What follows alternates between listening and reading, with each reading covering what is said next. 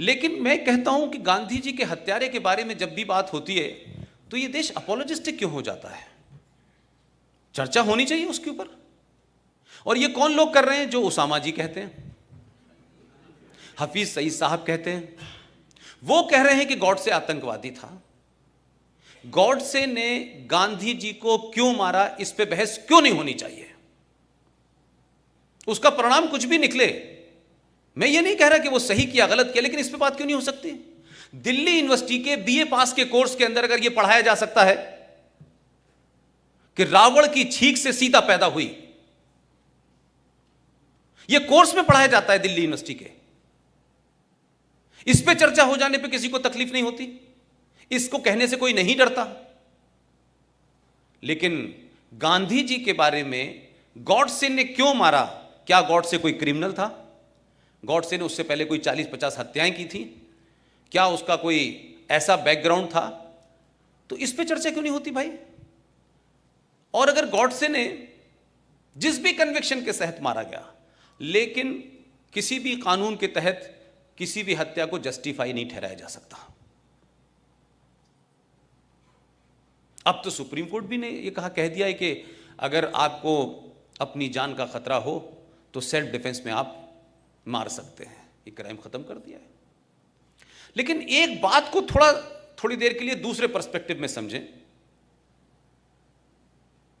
एक नेता ने अपने देश को भरोसा दिलाया और पूरी ताकत से कहा कि पाकिस्तान अगर बना तो मेरी लाश पे बनेगा।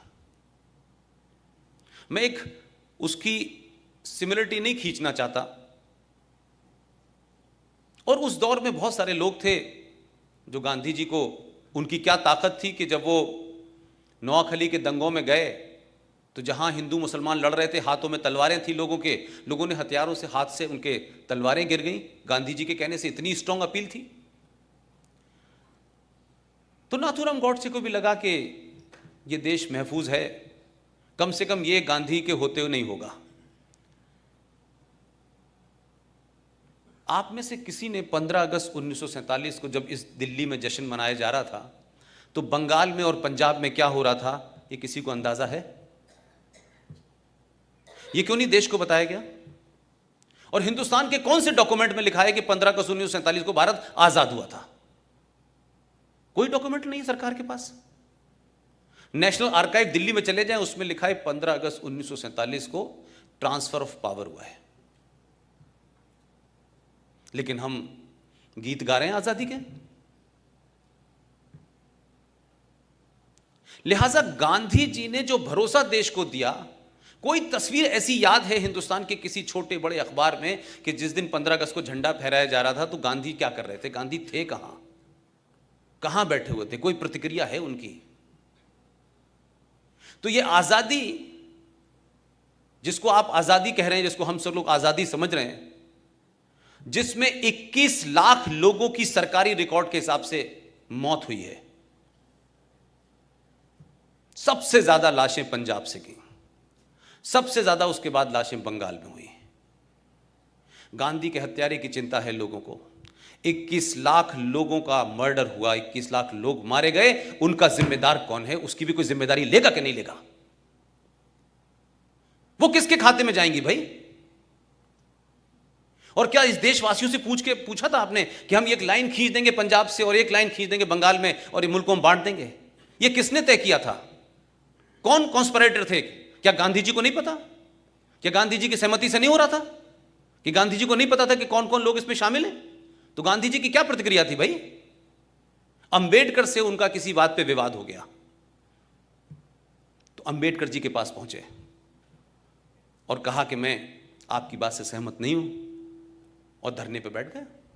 तो अंबेडकर जी के शब्द हैं, उन्होंने कहा, गांधी जी, आपकी जरूरत इस देश को है, आप अनशन मत करिए, मेरी बात ठीक है, लेकिन क्योंकि आप देश के लिए जरूरी हैं, इसलिए मैं आपकी बात की वजह से अपनी बात वापस ले रहा हूं। फिर एक दूसरी घटना घटी जब सुभाष चंद्र बोस को कांग्रेस का अध्यक्ष बनाया गया, तब भी गांधी जी ने धरना दे दिया। मैं आज पूछता हूं 2019 में गांधी जी जब जिन्ना अपनी जिद पे अड़ गया था कि पाकिस्तान को बांटेंगे, तो आप उसके सामने धरने पे क्यों नहीं बैठे थे?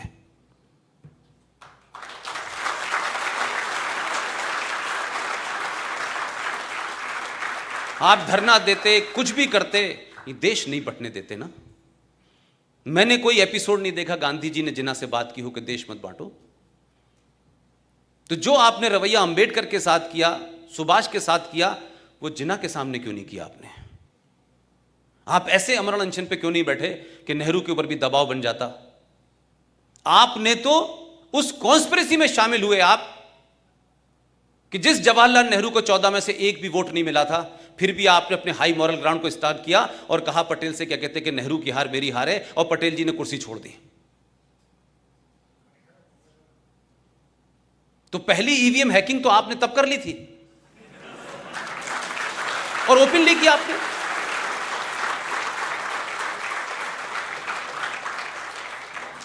तो हम किसी आदमी को एक देवता की जगह बैठा दें और फिर उससे कहेंगे जो तुम कर रहे हो वो ठीक है, और उस पर सवाल उठाएंगे तो लोग कहेंगे देखिए साहब गांधी जी के बारे में, गांधी जी ऐसे थे। भाई गांधी जी को क्रिएट किया गया, मेरा मानना यह है।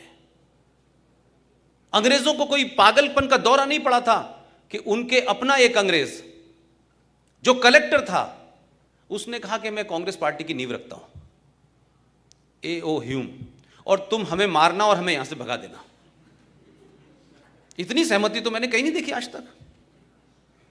और मैं कहूं कि पूरी कांग्रेस पार्टी का चरित्र देखें अगर आप, ठीक है कि उसमें बहुत सारे लोग गए, फिर वापस निकल आए, फिर अलग अलग जगह चले गए, लेकिन कांग्रेस पार्टी का पूरा जन्म और कांग्रेस पार्टी की अप्रोच में कुछ लोगों को आप देखें कि जैसे ही इस देश में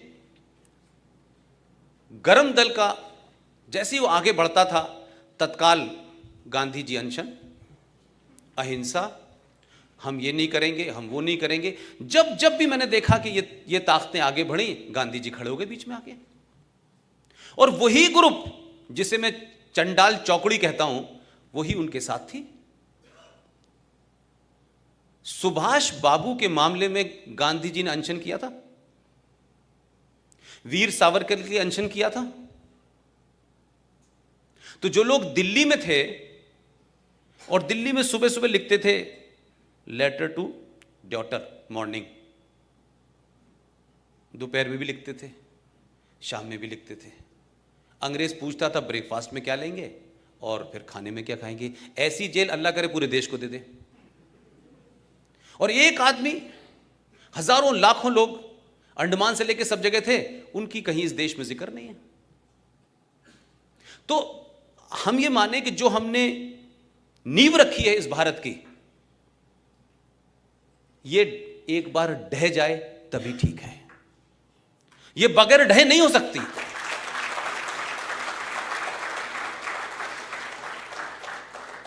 हमने ये देश इसलिए आजाद नहीं कराया था कि नेहरू जी प्रधानमंत्री बन जाएं 16 साल, और उनकी ताजपोशी जब मुमकिन होती है, जब इस देश के एक आदमी को, आज के रिकॉर्ड में अगर कहूं तो 1945 में उस आदमी को अंग्रेजों से मिलकर नहीं हटाया गया। क्या सुभाष चंद्र बोस 1945 में गायब हुए, उसमें नेहरू जी के अलावा दूसरी फोर्सेस नहीं थी? और ये बात मैं इसलिए कहता हूं कि अब से 6 महीने पहले जो हम लोगों की पिछले 4 साल से लड़ाई चल रही थी, वो पूरे तौर पे समाप्त हो गई। आप सबको पता होगा कि 6 महीने पहले हम लोगों ने सुभाष चंद्र बोस के सिलसिले से जो सिलसिला चल रहा था कि उनके सारे डॉक्यूमेंट को डीक्लासिफाई किया जाए, वो क्लासिफाई भी हुए। लेकिन बड़ी लड़ाई ये थी कि भारत का प्रधानमंत्री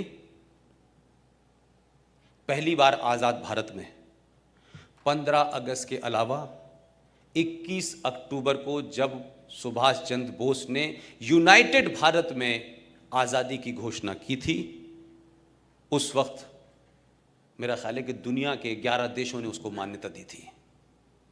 ये डर कांग्रेस के लोगों को लगा कि हम तो ट्रांसफर ऑफ पावर में बैठे हैं कि हमारा नंबर आने वाला है, ये बीच में कहां से आ जाएगा। तो क्या कॉन्स्पिरेसी हुई कि 43 से 45 तक सुभाष गायब हो गए, और अभी 6 महीने पहले जब भारत के प्रधानमंत्री 21 अक्टूबर को भारत के लाल किले पे 15 अगस्त के अलावा दोबारा गए और झंडा फहराया,